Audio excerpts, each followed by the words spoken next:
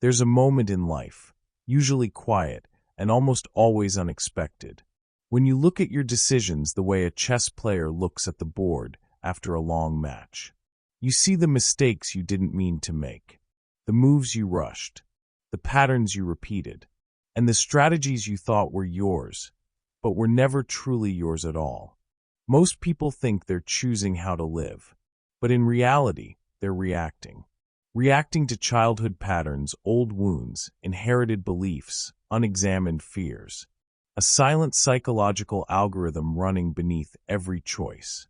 Carl Jung understood something that most people spend a lifetime missing. Life is not a game played on the outside. Life is a game played on the inside. And the pieces aren't your job, your relationships, your income, or your goals. The real pieces are parts of you. Your persona, your shadow, your wounds, your instincts, your unlived potential. If you don't understand these pieces, they will move for you. They will decide for you. They will choose partners, opportunities, addictions, escapes, and conflicts you never consciously agreed to. That's why so many people feel like they're losing at life, without ever knowing which opponent they're actually facing. And here's the twist no one tells you. The opponent is your own unconscious, at least until you learn to play on the right board. Today, I'm going to show you something Jung never simplified into a list, but that appears again and again in his work. The 5 inner rules that completely change the way you play the psychological game of life. These rules shift you from reacting to choosing, from repeating to transforming, from being moved to finally moving with intention. Let's start by revealing the first rule. A rule most people break before their life even begins.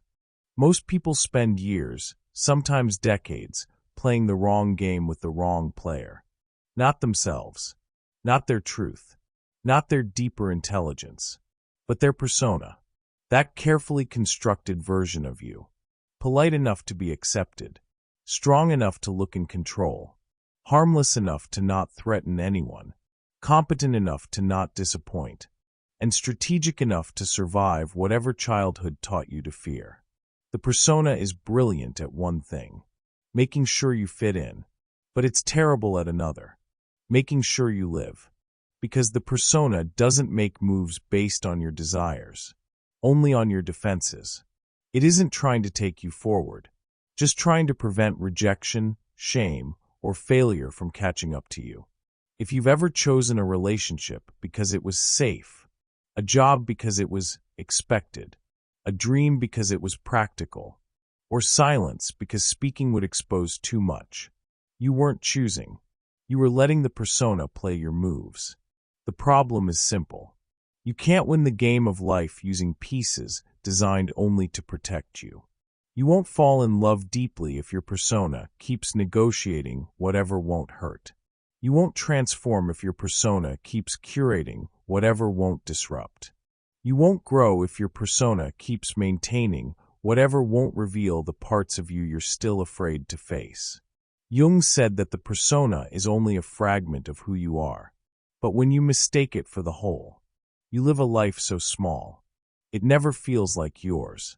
Think of it like entering a chess match already afraid of every possible loss. You stop playing to win. You start playing not to break. And people who play not to break almost always break internally. The first rule of the psychological game is this.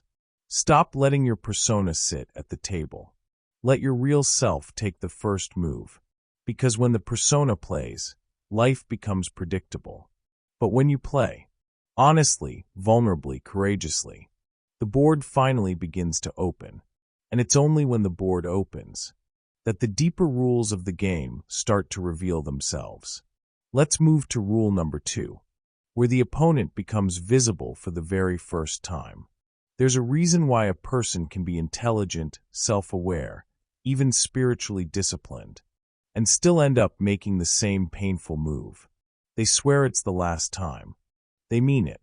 They've thought it through. They've understood it. And yet, under the right pressure, the pattern returns. Not as a thought, but as an impulse. Different day, Different setting. Same invisible hand. Jung called that hand the shadow. And no, the shadow isn't a demon hiding in your psyche. It isn't badness. It's not your moral failure. The shadow is simply the parts of you that had to go underground so you could stay loved, safe, praised, or tolerated. It's anger you weren't allowed to feel. Need you weren't allowed to admit. Power you weren't allowed to hold. Grief you weren't allowed to show. Desire you were taught to fear. So you buried those parts. But buried parts don't die. They adapt. They learn how to influence your life from behind the curtain. That's why shadow work feels so strange at first. You don't notice the shadow as a voice. You notice it as a move, a reaction that arrives too fast for your logic, a craving that hijacks the body, a choice you don't fully recognize as yours until the damage is done. You can see it in everyday life.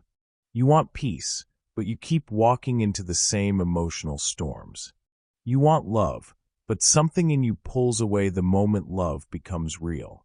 You want change, but right before the breakthrough, your energy collapses. Not because you're weak, because something in you is still uninvited. Here's the core truth. The shadow isn't trying to ruin you. It's trying to return to you. But when you refuse to meet it consciously, it enters unconsciously. That's when your life starts feeling like a board you can't control. You don't choose your next move. You lurch into it. Maybe it's a fight that feels bigger than the moment. Maybe it's a shutdown that makes you disappear from your own life. Maybe it's the subtle addiction, scrolling, numbing, overworking, rescuing others. Anything to avoid the part of you that's knocking. Different escapes. Same strategy. Because the shadow has memory. It has history. If you grew up needing to be the easy one, your shadow carries the rage of never being allowed to want more.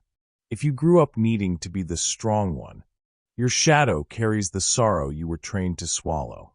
If you grew up needing to be the good one, your shadow carries the selfishness you were taught to fear. So when you ask yourself, why do I keep doing this? The answer is rarely lack of intelligence. It's lack of integration. Think of it like refusing to acknowledge your opponent in a chess match. You play as if you're alone. You keep moving pieces in daylight. And then you're shocked when the board turns against you. But the moment you see the opponent, the moment you recognize the shadow as part of your own psyche, the match changes. Not overnight, not magically, but at the level that matters most. You stop being possessed by your patterns and start being instructed by them. That's the hack.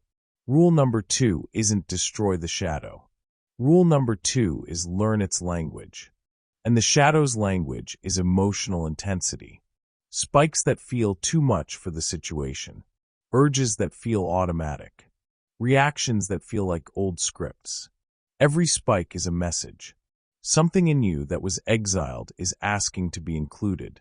Now here's where this gets real. Right before life gives you a higher level, a healthier relationship, a new visibility, a dream you actually want, you often feel a shift in the body first. A tightness, restlessness, a strange irritability. That quiet inner voice that says, don't get too excited. Don't risk it. Stay where you know the pain. That voice isn't truth. It's shadow memory. A protective part trying to prevent a pain you once survived. So it makes a move for you. You procrastinate. You pick a fight. You disappear. You choose someone unavailable. You shrink right before the light finds you. Not because you lack courage. Because you haven't yet reunited with what you were forced to split off. And Jung's work is radical precisely because it doesn't tell you to be positive. Positivity without shadow is just a prettier persona. What Jung teaches is wholeness. So the practical move is simple. When the spike arrives, you pause. You don't obey it. You don't repress it. You listen. You ask what part of you is trying to return. What truth is tired of being hidden? What strength is still living in exile? That pause is a new move on the board. It's how you stop living as a servant of your past and start living as a strategist of your future. And once you do that, something surprising happens. Some parts of your shadow aren't destructive at all. They're gold.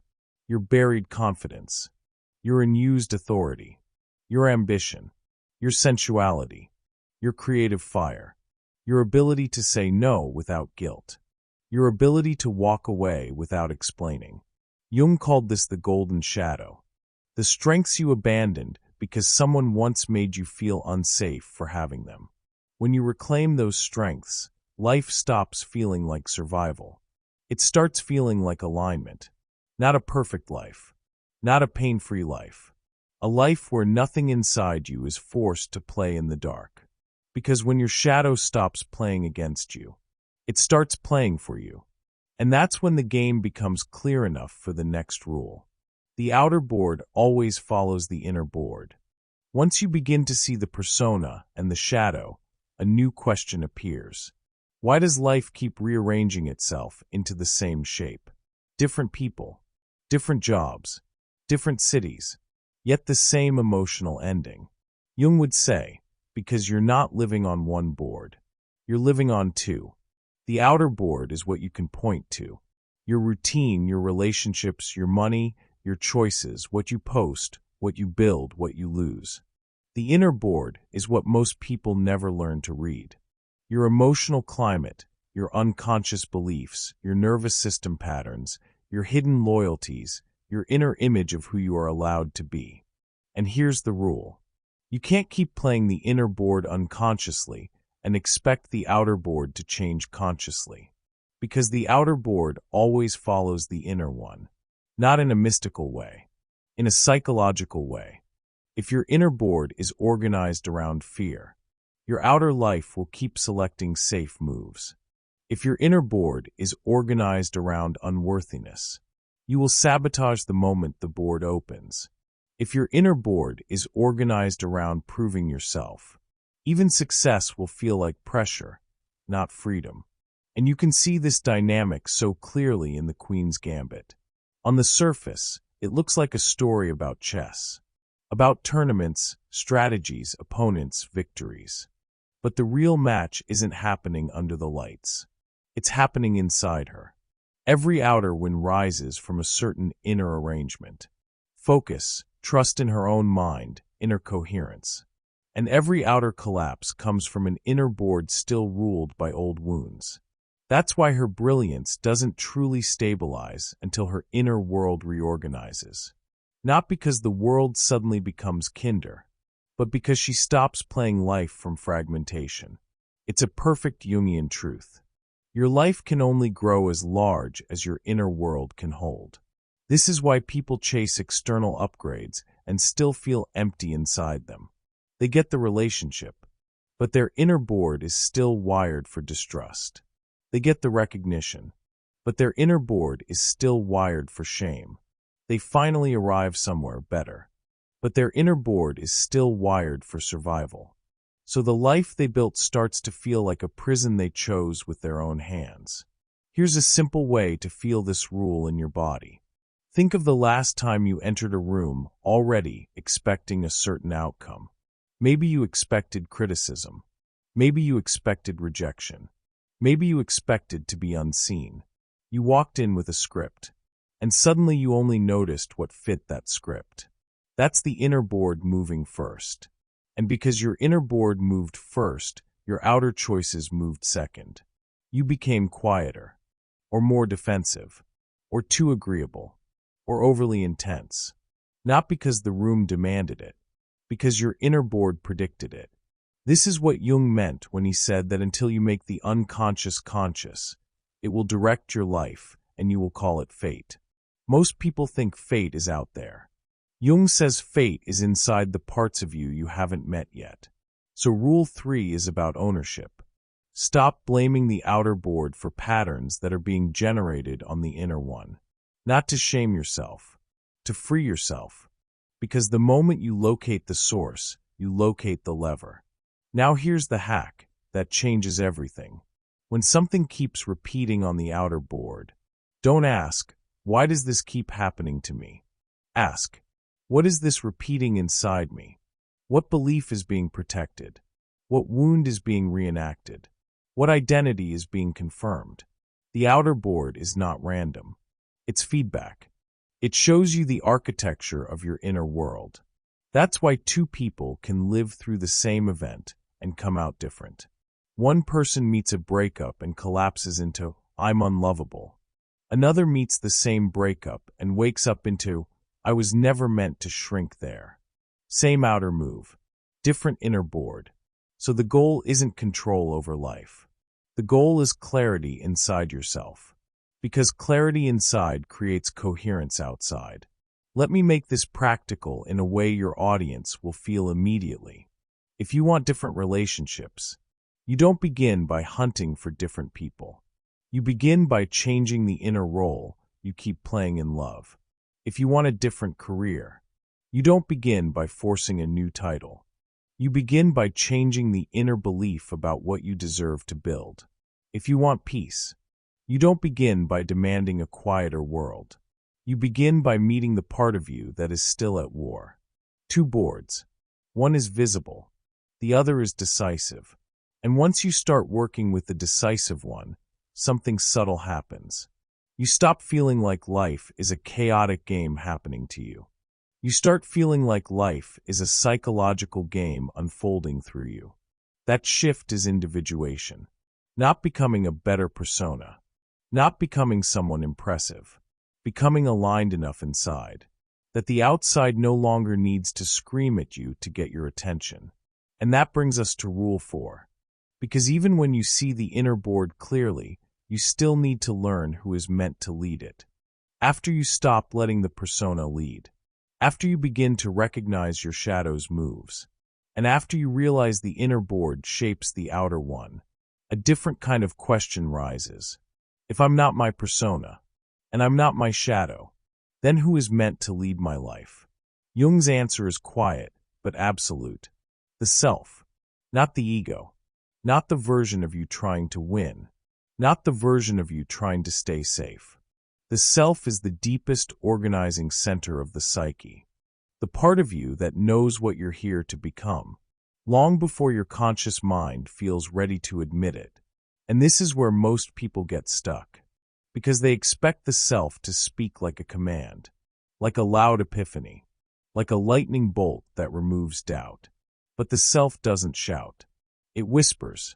It comes as a subtle pull you can't explain, a recurring discomfort you keep trying to normalize, a quiet inner no that gets louder every time you betray it, a strange fascination that follows you across years, even when you try to outgrow it.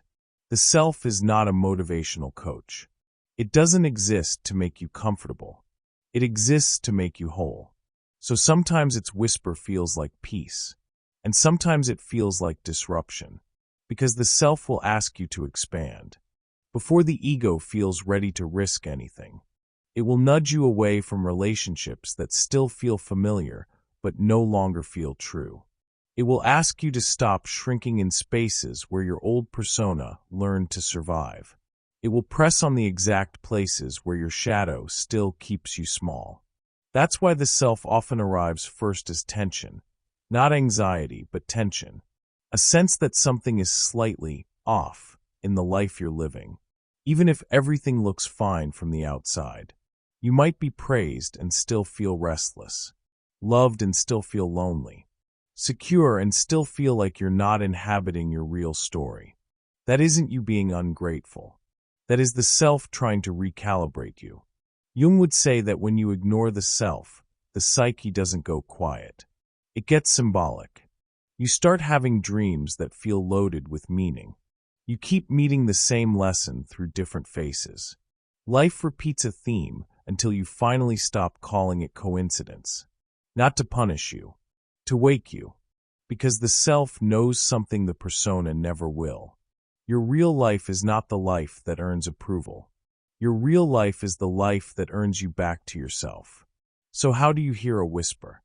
In a world that trains you to respond only to noise, you don't hear the self by thinking harder. You hear it by becoming quieter inside. And that quietness doesn't require disappearing from life. It requires staying close to what your inner system is already telling you. You begin to notice what enlarges you versus what drains you, not on paper, but in your body. You feel the difference between a room where your chest opens and a room where your spirit tightens. You start trusting the subtle signals of contraction and expansion because your psyche has always been speaking through them. You also start paying attention to what keeps returning, the choices you keep almost making, the truth you keep almost admitting, the path you've postponed 100 times because it asks more of you than your old identity can handle. The self doesn't abandon a direction easily. If something keeps calling you back over and over, it isn't random, it's architecture. It's your psyche drawing a map in slow motion. And slowly, you learn to listen beneath the surface emotion.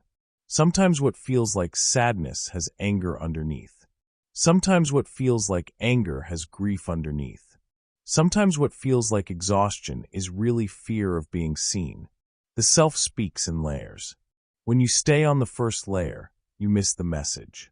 When you go one layer deeper, the truth gets clearer. This is what happens when the self begins to lead. You stop mistaking anxiety for intuition. You stop mistaking comfort for alignment. You stop mistaking other people's expectations for destiny. You feel your inner authority returning. Not dramatically, not all at once, but in a way that is impossible to unknow. And then Rule 4 becomes simple. The self isn't asking you to be perfect. It's asking you to be true. That truth may cost you a persona. It may cost you approval. It may cost you an old life you've outgrown. But it gives you something the old game never could. A life that feels like yours, even when it's difficult. And now we reach the final rule. Because once the self begins to lead, the match changes in one last, irreversible way. You stop playing against yourself. If there's one reason people feel exhausted by life, it's not because life is too hard. It's because they're fighting a civil war inside. One part of them wants growth. Another part wants safety. One part wants truth. Another part wants approval. One part wants love. Another part still thinks love is dangerous. So every move becomes a negotiation. And life starts feeling like a board where you're playing two opponents at once. The world and your own psyche. Jung would say this is what happens when you live fragmented. The persona wants to look fine. The shadow wants to be heard. The ego wants control. The self wants wholeness. And if you don't learn to bring these parts into relationship, you keep losing energy to internal conflict, even when nothing is wrong on the outside. That's why some people achieve what they wanted and still feel hollow, because they won on the outer board, while losing on the inner one. But the moment integration begins, the game changes. Not because life stops challenging you, but because you stop sabotaging yourself in the middle of the challenge. Think about the kind of person you become. When you're no longer secretly at war with your own emotions. When your anger isn't repressed or explosive, just honest. When your need isn't shameful, just human. When your fear isn't steering the wheel, just informing the road. When your gifts aren't hidden, just expressed. That's what Jung meant by individuation. Not self-improvement, but self-unification. A slow convergence of who you are into one coherent direction. And here's the hack that makes Rule 5 practical. You don't stop playing against yourself by fixing yourself. You stop by including yourself. The parts you rejected, the feelings you judged, the instincts you learned to distrust, the truths you postponed because they would change your life. Integration isn't a mood. It's a way of relating inwardly. It's when you can say, I see why I do this. I know what this part of me is protecting. I don't have to punish it. I can lead it. That changes everything. Because when you stop attacking your own psyche, your energy returns to you. Your decisions get cleaner. Your boundaries get simpler. Your intuition gets louder. Your relationships get more honest. Your life stops being a performance and becomes a path. This doesn't mean you become fearless. It means fear is no longer your strategist. It becomes a piece on the board, instead of the hand moving all the pieces. And when that happens, something quiet but radical begins. You stop needing constant reassurance that you're living right. You feel it. You know when a move is aligned. You know when it isn't. You trust yourself enough to walk away from what keeps you split. You trust yourself enough to step into what makes you whole. This is the real winning. Not winning against people. Not winning trophies. Not winning approval. Winning your inner coherence. Because the moment you stop playing against yourself, life becomes playable again. Not perfect, but real. Not easy, but yours. So let's pull the whole map together. You stop letting the persona lead your moves. You learn the language of your shadow instead of being possessed by it. You recognize that your inner board creates your outer board. You begin to hear the self, the quiet strategist beneath the noise. And then, finally, you stop fighting yourself long enough to become whole. That's Jung's real rulebook. Life is a psychological game, and you start playing it right the moment you start playing it whole. If this resonated with you, let me know in the comments. Which rule felt like the missing piece on your board? And if you want to keep walking this path with me, subscribe, because in the next video, we'll go even deeper into the psychology of the moves you don't realize you're making yet, and how to change them from the inside out.